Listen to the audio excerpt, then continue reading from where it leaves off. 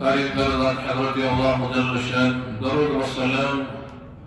سيد الأولين والآخرين إمام الأنبياء خاتم النبيين حضرة محمد مصطفى صلى الله تعالى عليه وسلم وعليه وأصحاب الطيبين طاهرين رضوان الله عليهم أجمعين. قال الله تبارك وتعالى في كلام العظيم والفرقان الحميد: أعوذ بالله من الشيطان الرجيم. بسم الله الرحمن الرحيم. يا أيها الذين آمنوا كتب عليكم الصيام كما كتب على الذين من قبلكم لعلكم تتقون. حضرت اللہ جل شانہ کا مبارک اور مقدس فرمان جو گزشتہ جمعہ بھی اس آیت کریمہ کا مفہوم بیان ہوا کہ رب کائنات اپنے ایمان والے بندوں کو خطاب فرما رہے ہیں: یا ایھا الذین آمنوا، اے ایمان والو، کتب علیکم الصیام، تم پہ رمضان المبارک کے روزے فرض کیے گئے ہیں، کما کتب علی الذین من قبلکم لعلکم تتقون، جیسے کہ تم سے پہلے لوگوں پہ بھی روزے فرض کیے گئے تھے۔ رب کائنات نے اپنے ایمان والے بندوں کو اس طرف توجہ دلائی کہ اے میرے ایمان والے بندو، رمضان المبارک کا جو مہینہ ہے، جو اس کے روزے ہیں، اللہ نے تمام ایمان والوں پہ فرض کیے ہیں، ان پہ جو بالغ ہو چکے ہوں۔ اللہ نے عالم اسلام کے لیے ایک ہی وقت میں اجتماعی طور پہ ایک عبادت کو مقررہ فرمایا۔ رمضان المبارک جب آ جاتا ہے تو ہر ملک کے اندر جہاں ایمان والے رہ رہے ہوں، اس رمضان المبارک کے روزے رکھنے کی فکر کرتے ہیں۔ یہ کسی دو عبادت ایسی ہیں جو بر وقت کی جاتی ہیں، ایک ہی وقت کے اندر، ایک حج، اور اس کا وقت جو ہے متعین ہے، اور ان ایام کے بغیر کوئی حج کر ہی نہیں سکتا ہے۔ جب کوئی جاتا ہے تو کہتے ہیں بھائی عمرہ کرنے کے لیے یا حج کے لیے نہیں، تو حج انہی دنوں کے اندر اللہ نے فرض رکھا ہے۔ اور نماز جو ہے یہ ہر 24 گھنٹے کے اندر 5 مرتبہ اللہ نے دن میں فرض رکھی ہے، اس کو ادا کرنا ہے۔ اسی طرح زکوٰۃ کا معاملہ ہے، سال میں تو ایک بار دینی ہے، چاہے تم رمضان میں دے لو، چاہے تم شوال میں دے لو، چاہے تم رجب میں ادا کر دو، اس کے لیے کوئی، جب تمہارا سال برابر ہو جائے تمہارے مال کے اوپر تو اس کے زکوٰۃ تمہیں اس وقت نکالنے ہیں۔ مگر رمضان المبارک کے اس چاند کے ہر ایک امت مسلمہ جو ہے وہ انتظار میں رہتی ہے کہ رمضان کا چاند کب نظر آئے، اور جو ہی نظر آ جاتا ہے تو ہر ایک طرف ایک لہر دوڑ جاتی ہے کہ رمضان مبارک جو ہے وہ شروع ہو گیا ہے، لہذا اب ہمیں صبح سحری کو اٹھنا ہے اور رمضان مبارک کے اور روزے رکھنے ہیں۔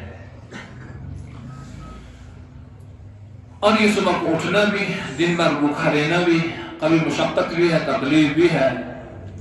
اور 11 مہینے تو صرف کھانے پینے کے اندر گزار لیتا ہے انسان، ایک مہینہ جب اس کو صبح سویرے اٹھنے کے لیے کھانا پینا کرنا پڑتا ہے،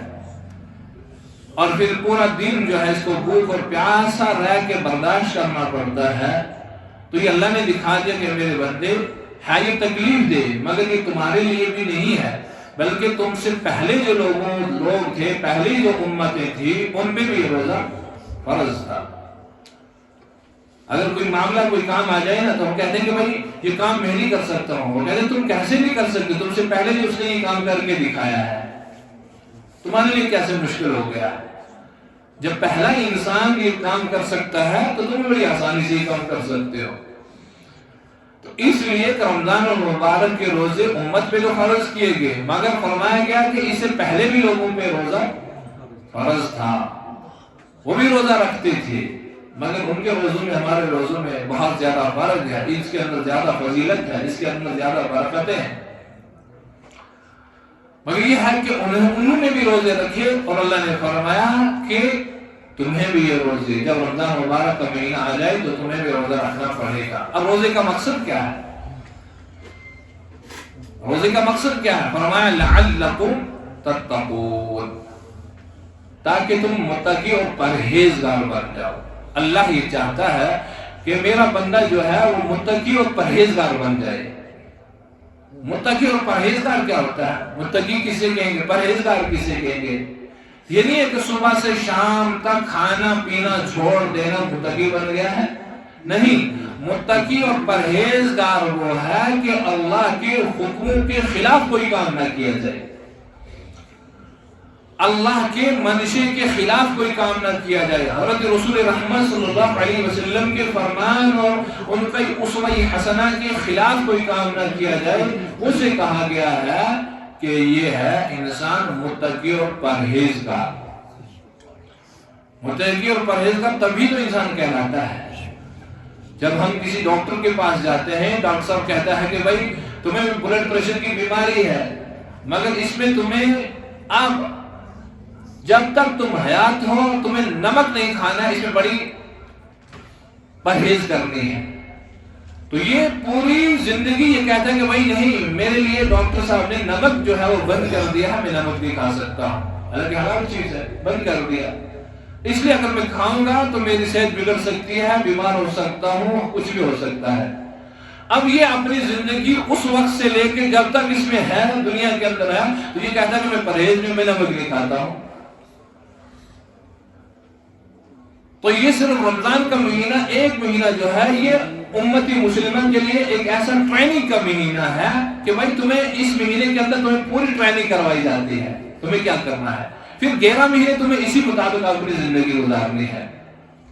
یہ نہیں کہ 11 مہینے کھانا پینا چھوڑ دینا ہے، نہیں، مگر یہ فرمایا گیا جس طرح کے روزے کی حالت میں تمہاری زبان، تمہاری آنکھ، تمہارا کان، تمہارا ہاتھ، تمہارا دیکھنا، تمہارا سننا، تمہارا چلنا جو ہے، تم یہ کہتے ہو کہ میں اس میں پرہیز کروں کہ میں روزے کی حالت میں ہوں، غلط دیکھوں بھی نہ، غلط سنوں بھی نہ، غلط پکڑوں بھی نہ، غلط چلوں بھی نہ، غلط کھاؤں بھی نہ، تو تم یہ کہتے ہو کہ میں پرہیز کر رہا ہوں۔ اصل تو مومن کی زندگی تو یہی ہے، اصل مومن کی زندگی یہی ہے، پہلے سے لے کے آخر تک جو اس کی زندگی ہے، ایسی زندگی گزرنی چاہیے۔ یہ صرف ایک مہینہ اس کو ٹریننگ کے لیے دے دیا ہے، ابھی تم اپنی اس کی مکمل ٹریننگ کر کے باقی جو 11 مہینے اس کے مطابق تم زندگی گزارو۔ اب ایک مہینہ ہماری زندگی کے اندر داخل ہو رہا ہے، اللہ اکبر، بزرگان دین، بڑے بڑے اللہ والے رمضان مبارک میں اللہ سے دعا کیا کرتے تھے، یا اللہ رمضان کو ہمارے لیے سالم رکھ اور ہمیں رمضان کے لیے سالم رکھ۔ کیا عجیب مطلب، کیا انسان سمجھے گا کہ کیا سالم، کیا مطلب ہے اس کا کہ یا اللہ یہ رمضان مبارک تو زندگی کے اندر آ چکا ہے، سالم اس لیے کہ میں تو رمضان میں داخل ہو چکا ہوں، ایسا کوئی معاملہ میری زندگی کے اندر پیش نہ آئے کہ میں رمضان کے روزے نہ رکھ سکوں۔ مثلا رمضان تو ہم نے پا لیا، مگر اللہ نہ کرے کوئی ایسا اچانک بیمار ہو گیا کہ رمضان کے روزے نہیں رکھ پا رہا ہے۔ ایسے معاملات اس کی زندگی کے اندر آ چکے ہیں کہ رمضان کا روزہ ہی نہیں رکھ پا رہا ہے۔ فرمایا کہ رمضان کے استقبال میں تم یہ کہو کہ یا اللہ تمہارے طرف ایک ایسا مہینہ جو آ رہا ہے جس کا تم استقبال کر رہے ہو، اللہ سے تمنا کرو، اللہ سے دعا مانگو، یا اللہ رمضان تو آ چکا ہے، اب میری زندگی میں اس انداز سے آئے کہ میں پورے اس رمضان مبارک میں اس کا ادب و احترام کر سکوں اور اس کو اپنی زندگی کے اندر لا سکوں۔ ورنہ کتنے ہوتے ہیں صبح جب سحری کے لیے اٹھے نا، سحری کھانے کے لیے، تو دوپہر سے پہلے کہتے ہیں مجھے پیٹ میں ایسے درد ہو گیا، مجھے ایسے دماغ میں ہو گیا، ایسے ہارٹ میں ہو گیا، مجھے روزہ چھوڑنا پڑا۔ بہت سارے ایسے معاملات ہوتے ہیں، صبح تو روزہ رکھ لیا مگر بعد میں توڑنا پڑا۔ اللہ سے دعا مانگی کہ اللہ رمضان تو داخل کر دیا، اب ہم میں ہمت اور قوت عطا فرما تاکہ اس رمضان میں ہم مکمل جو ہے تیری عبادت کر سکیں، تیری بندگی کر سکیں۔ اور وہ بھی ہے جو رمضان سے پہلے ہی یہ دنیا چھوڑ کے بھی جا چکے ہیں، وہ تو قبروں کے اندر ہے۔ اس لیے فرمایا کہ یہ رمضان جو زندگی کے اندر آ رہا ہے، قرآن پاک کے اندر اللہ نے ارشاد فرمایا لعلکم تتقون، اصل میں اللہ چاہتا ہے کہ میرا بندہ جو ہے متقی اور پرہیزگار بن جائے۔ جب یہ متقی اور پرہیزگار بن جاتا ہے نا، اللہ اپنے فرشتوں میں بھی اس بندے کے متعلق فخر سے کہتا ہے یہ دیکھو میرا بندہ ہے، کتنی دھوپ کی گرمی ہے، کتنی شدت کی گرمی ہے، کتنی اس کو پیاس لگی ہے، سب کچھ اس کے سامنے موجود ہونے کے باوجود بھی میری قدرت کو جانتے ہوئے، میری وحدانیت کا اقرار کرتے ہوئے، جنت اور جہنم کا اقرار کرتے ہوئے ان ساری چیزوں سے رکا ہوا ہے، اس لیے کہ میرا رب مجھے دیکھ رہا ہے۔ اس کو کسی دوسرے کی پرواہ ہرگز نہیں ہے، مگر یہ کس لیے رکا ہے کہ میرا اللہ مجھے دیکھ رہا ہے۔ اسی لیے وہ کسی کا زبردست واقعہ لکھا ہے، کسی مجوسی کا،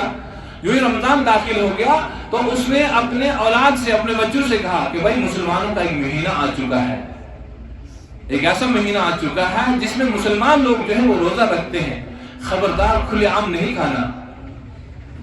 کھلے عام نہیں کھانا، اس لیے کہ ان کے روزوں کا احترام کرنا۔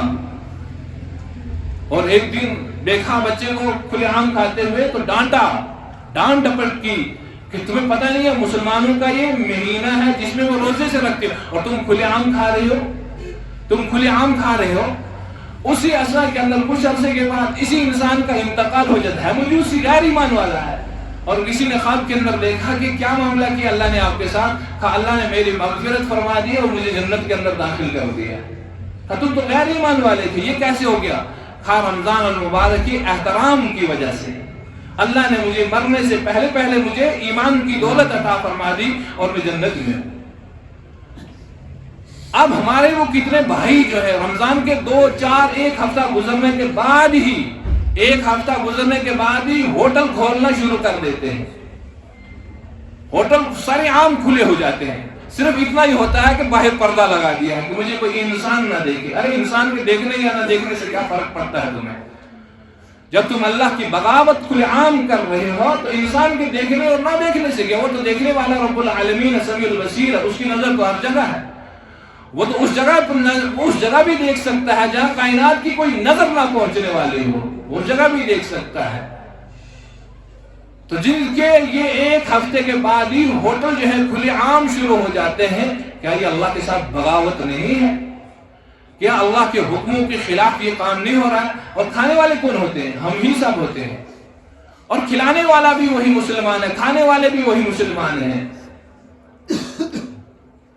اور کیا ہے؟ بس صرف اتنا ہی ہے کہ سامنے پردہ حائل کر دیا کہ ہم چھپ کے کھا رہے ہیں۔ کس سے چھپ کے کھا رہے ہیں؟ اللہ سے کوئی چھپ کی چیز رہ سکتی ہے؟ میرے بزرگوں اور دوستوں، یہ جان، یہ مال، یہ دولت اللہ نے امانت کے طور پہ دے کے رکھی ہے، کب لے جائے گا؟ اور اسی حال میں اگر لے جائے گا، کسی کو رمضان میں ہی کھلاتے غلط کام کرتے ہی اچانک ہارٹ اٹیک ہو گیا تو کیا کہے گا؟ اچانک ہی ہارٹ والا فرشتہ آ کے ہارٹ دبا کے شروع کر دے گا، بھائی تمہارا آخری وقت ہے، مگر اس حال میں ہو رہا ہے کہ اللہ کی نافرمانی کرتے ہوئے، یا اس حال میں ہو رہا ہے صبح تو سحری گھر میں کھائی تھی مگر گھر والوں کو پتا ہے کہ میں روزے سے ہوں، باہر کھا پی کے آ رہا ہے، گھر والے سمجھ رہے ہیں شام کو افطاری بھی ان کے ساتھ کر رہا ہے، مگر اوپر والا دیکھ رہا ہے یہ روزے سے ہے یا نہیں۔ اسی لیے اللہ کے نبی صلی اللہ علیہ وسلم نے فرمایا کہ یہ ایک ایسی عبادت ہے جس کا خالص تعلق جو ہے اللہ کی اس ذات پاک اقدس کے ساتھ ہے، جس کے لیے اللہ نے ارشاد فرمایا تمام عبادات کا اجر و ثواب الگ ہے، مگر روزے کا اجر و ثواب میں خود ہی ہوں، جتنا چاہوں دے دوں، بلکہ روزہ ہی میرے لیے ہے۔ اس کے اندر کسی کو نماز پڑھنے کے لیے مسجد میں ہم آئے ہیں تو سب ایک دوسرے کو دیکھ رہے ہیں کتنے مسجد کے اندر آئے ہیں، یہ چھپ نہیں سکتا ہے۔ حج کرنے کے لیے جائیں گے تو سب کو پتا چل جائے گا کہ حج کرنے کے لیے گئے ہیں، عمرہ کرنے کے لیے جائیں گے تو تبھی، حتیٰ کہ اہم فرض اگر زکوٰۃ بھی ادا کریں گے، ٹھیک ہے کسی کو نہیں دکھائیں گے دینے کے وقت، مگر لینے والا تو دیکھ رہا ہے مجھے دے رہا ہے۔ دو انسانوں کے درمیان تب بھی علم ہے، دینے والے کو بھی پتا ہے اور لینے والے کو بھی پتا ہے، مگر روزہ ایک ایسی چیز ہوتی ہے جس کا کسی کو اللہ کے سوا کسی کو نہیں پتا ہے کہ اس وقت کھا کے پی کے آیا ہے یا روزے سے ہے۔ اس لیے یہ خالص عبادت ہے، اور یہ عبادت ہی انسان کو تقوی سکھاتی ہے۔ اس لیے حضرت کعب رضی اللہ تعالیٰ عنہ سے کسی نے پوچھا حضرت یہ تقوی کیا چیز ہوتی ہے؟ تقوی کیا چیز ہوتی ہے؟ حضرت کعب رضی اللہ تعالیٰ نے فرمایا کبھی تم خاردار جھاڑیوں سے گزرے ہو، یعنی کانٹے دار جگہ سے جہاں صرف چاروں طرف کانٹے ہی کانٹے ہو اور تھوڑا سا راستہ بیچ میں تمہیں گزر رہے ہو تو تم کیسے گزرو گے؟ فرمایا کہ ہم تو اس حال میں گزریں گے تاکہ اپنے کپڑے بھی سمٹ کے چلیں، تاکہ کہیں دائیں اور بائیں سے کانٹا نہ چبھ جائے اور کپڑے بھی ہٹ نہ جائیں، ہم اپنے کپڑوں کو بھی سمٹ کے، کپڑوں کو بھی بچا کے گزریں گے۔ فرمایا یہی تو تقویٰ ہے، مومن کے لیے یہی تو تقویٰ ہے کہ اس کی آنکھ بھی ایک کانٹا ہے، یہ بھی غلط نہ دیکھے، اس کا کان بھی، اس کی زبان بھی، اس کا بولنا بھی، اس کا چلنا بھی اگر غلط طریقے سے ہے تو یہ سارے کے جو ہیں وہ جہنم کے کانٹے ہیں، یہ جہنم کے کانٹے ہیں۔ اس لیے کیوں فرمایا گیا ہے کہ روزے والا جس صبح روزہ رکھتے ہو نا تو اپنی زبان، اپنی آنکھوں، اپنے کانوں کا کنٹرول کر کے رکھو۔ ایسا نہ ہو کہ تم روزے سے ہو، تمہارا بولنا بھی غلط ہو، تمہاری بدفعلی، تمہارے بد اخلاق، تمہارے گالی گلوچ، تمہارا لڑائی، تمہارا جھگڑا، تمہارا دیکھنا، یہ سارا کچھ ہے، پھر تمہیں صرف بھوکھا رہنے سے صبح اور شام تک اس کے سوا کچھ چیز حاصل نہیں ہو رہی ہے، صرف بھوک مل رہی ہے، بس اس کے سوا کچھ نہیں ہو رہا ہے۔ اس لیے یہ عبادت رمضان المبارک ہے، یہ مکمل جو انسان کو ٹریننگ دے رہا ہے ایک مہینے کی، اور اس کے بعد ہمیں زندگی ایسی گزارنی ہے کہ نہیں اب تمہیں بعد والی بھی زندگی، یہ نہیں کہ رمضان اب ختم ہو گیا اب میں اپنی زندگی جیسے چاہوں، نہیں، اب اگر میری زندگی گناہوں سے کیوں ہوا؟ رسول رحمت صلی اللہ فرمایا نا جب وہی رمضان مبارک کا مہینہ داخل ہو جاتا ہے اللہ کی رحمت کے دروازے کھول دیے جاتے ہیں، شیاطین قید کر دیے جاتے ہیں، جنت کے دروازے اس کے لیے کھول دیے جاتے ہیں، اللہ کی رحمتیں بارش کی طرح برستی ہیں اور اللہ کی مغفرت اس کے لیے عام ہو جاتی ہے، پھر بھی اگر نہ ہو۔ اس لیے فرمایا گیا ہے نا کہ بھائی اب تم اپنی زندگی کو احتیاط سے گزارو گے رمضان کے بعد بھی۔ جس طرح حج کرنے والا جاتا ہے حج کرنے کے لیے، عمرہ کرنے والا عمرہ کرنے کے لیے جاتا ہے، اب اسے کہا جاتا ہے کہ بھائی تم ہماری پچھلی زندگی جو تھی وہ تو اللہ نے صاف پاک کر دی ہے، اب جب تم یہاں سے نکلو گے نا تو ہر ایک چیز پہ کنٹرول رکھو گے، اپنی زبان، اپنی آنکھ، اپنی ہر ایک فعل پہ، کہ ایسا نہ ہو کہ تم جا کے پھر وہی طریقہ اختیار کرو جو تم آ کے بس مطلب یہ تھا کہ سیر کرنے گئے تھے، سیر کر کے واپس آ چکے ہیں، سیر کیا باقی کچھ حاصل نہیں ہوا۔ یہی ہے مقصد، رمضان زندگی میں آیا اور جس مقصد کے لیے آیا تھا وہ مقصد حاصل نہ ہوا، آئے گا بھی اور چلے جائے گا بھی، اس کا پتہ ہی نہیں چلے گا۔ اس میں ہمیں بڑی فکر لینے کی ضرورت ہے۔ اللہ پاک مجھے